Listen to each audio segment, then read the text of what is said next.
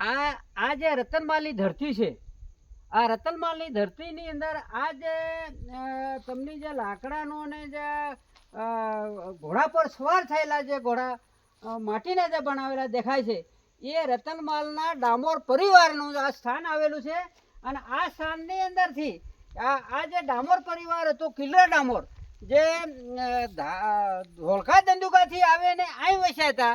અને અહીં વસતા એમના આ જે આખા કુટુંબ પરિવારના આ જે એમનું જણ જે છે એનો ઇતિહાસ અહીં છાપેલો છે.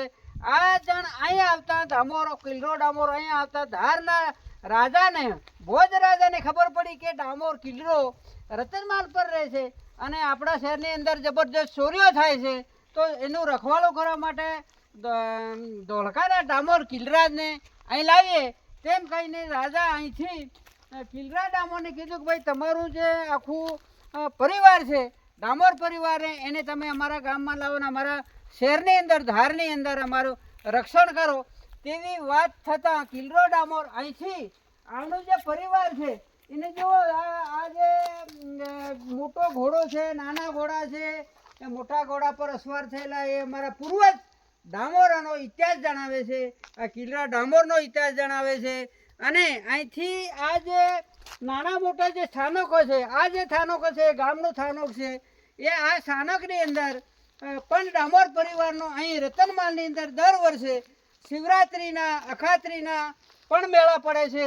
અહીંના રાજસ્થાન, મધ્યપ્રદેશ, ગુજરાતના લોકો એની સેવા પૂજા કરે છે, પૂજાની ખતરજીની પૂજા કરે છે.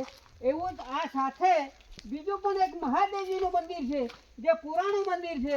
અને જેના મંદિરની અંદર અહીં જે ડામોર પરિવાર આવેને વહ્યા, એને વહવા માટે એને શિવજીની પૂજા કરી. અને શિવજીની પૂજા કરીને અહીં એક મહાદેવજીની અને હનુમાનજીની એક સ્થાપના કરી. આ જે મૂર્તિ દેખાય છે એ હનુમાનજીની મૂર્તિ હોય તેમ જણાઈ રહ્યું છે. તો આ જે આખો ઇતિહાસ છે એ ડામોર પરિવારનો. અને આ જે મંદિર દેખાય છે આ મહાદેવજીનું મંદિર છે. આ મહાદેવજીના મંદિરની અંદર આ લોકોએ ડામોર પરિવારે એમની સેવા કરી અને અહીં વસ્યા હતા. આ જૂનો જે ઇતિહાસ છે એ જોતા અને બાજુમાં એક બીજો મંદિર નથી પણ તેના શિરારૂપી શિરો રૂપવામાં આવેલો છે, જેમાં સાવન માતા છે અને બાજુમાં કસોબર બાપસીનું સ્થાનક છે. આ સ્થાનક જે ગામના લોકો અને અહીં ઈંટો દેખાય છે, જૂનો પુરાણો ઇતિહાસ છે.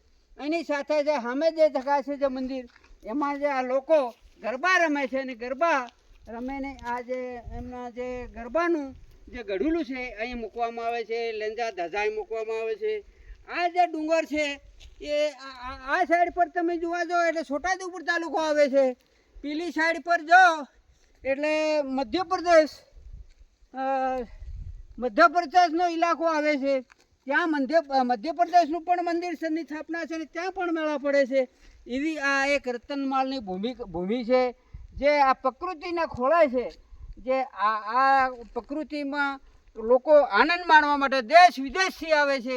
અને આજે આ વિસ્તારની અંદર એકતા પત્રકાર પરિષદની એક જબરજસ્ત નીચે કંજેટા વન વિભાગના આરામગૃહ પર મળી હતી ને ત્યાંથી અમે આ વિસ્તારને જોવા માટે નીકળ્યા.